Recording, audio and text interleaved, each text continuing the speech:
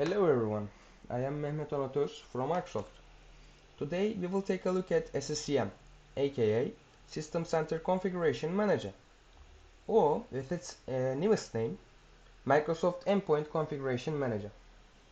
So let's start with what is SCCM.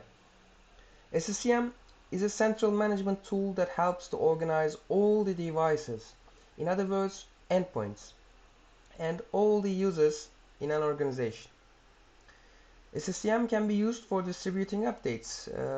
To give an example for this is that maybe performing operating system upgrades, let's say, or uninstalling applications or running applications, running scripts on selected devices, or getting software or hardware inventory informations, etc.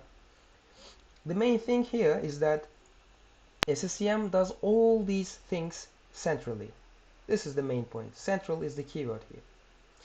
You can use SCCM to keep track of your operating system versions of your clients, and in case they are outdated, you can easily update them. Like, let's say, like to exemplify a usage scenario.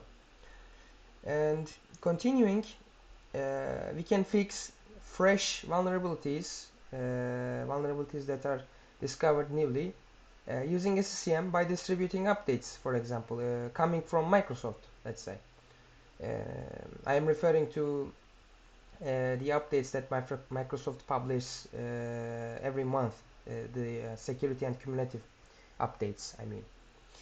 And we can also check whether these updates are successful or not in an endpoint. This is another point. And what is better is that we can generate a report about the whole process, so that the reporting becomes easier too. Okay, so what I will do today is to show you how hackers can hack an outdated operating system.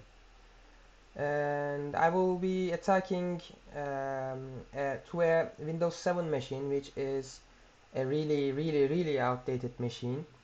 And I'll be using Kali Linux as my attacking machine.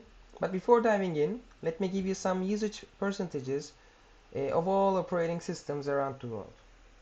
To start with, as can be guessed easily, Windows has the highest percentage among all the operating systems in the world, with 79%. Windows has 79% of all the operating systems around the world.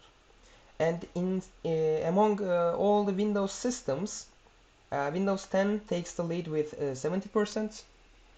Following it, Windows 11 comes with 13%, and Windows 7 comes with 10%. Yes, it is a bit surprising, but Windows 7 still has 10% among all the Windows systems, which are 79%. So basically, 79%, 10% of 79% of all the computers in the world use Windows 7, which is, as I said, a really outdated operating system. And like for a long time, it doesn't receive security updates, I mean.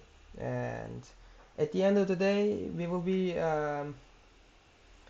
I will show you, I will prove you that using up-to-date software is really important. And by software, I not only refer to like applications, web applications, etc. I not only refer to these, but also refer to the operating system itself. As you know, operating systems are also as software. So using up-to-date software is really important. So let's dive into our um, attacking scenario. So let me show you my target first. It is my target here, and it is a Windows 7 machine, as you can see, and its IP address is 10.02.11. The reason why I'm showing this and why I'm looking this from the target is that for testing for the ease of testing, I won't perform a network scan, but normally a hacker would perform a network scan and find this target and find out it is vulnerable to Ethernet blue, let's say. and we will be using Eternal Blue vulnerability, MS17 Eternal Blue vulnerability, which exists in Windows 7 actually. Like comes with a Windows feature actually. Anyways, so the IP address of our target is this. So let me open MSF console. Oh, sorry, MSF console. We will be using MSF console we will be using MSF console to attack our Windows 10 Windows 7 machine, and basically we will own this machine completely, and you will see how easy it is. So I'll be waiting it to start. Okay, it started. Let's clear our screen and let's search for our exploit, which is MS17, let's say. And here, as you can see, the 0th one, the very first one, is our exploit SMB MS1709 Eternal Blue. So show options, let's say. And the only thing here only thing that I will modify here is that our hosts, basically, there's it. Oops, because it's an virtual machine, it's kind of freezes sometimes, so I cannot type fast. Sorry for this. Let me cross check. 10.02.11. Yes, I'm setting it and just running the exploit.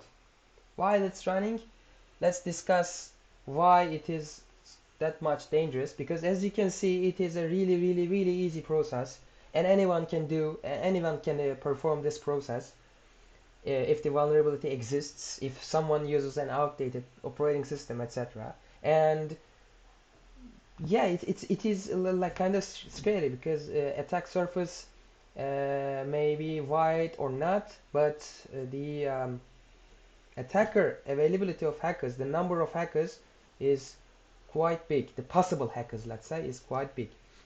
So we got our MetaPractice session in the first try. It may fail once or twice, it can happen, but at the end it will for sure get a session if the vulnerability exists.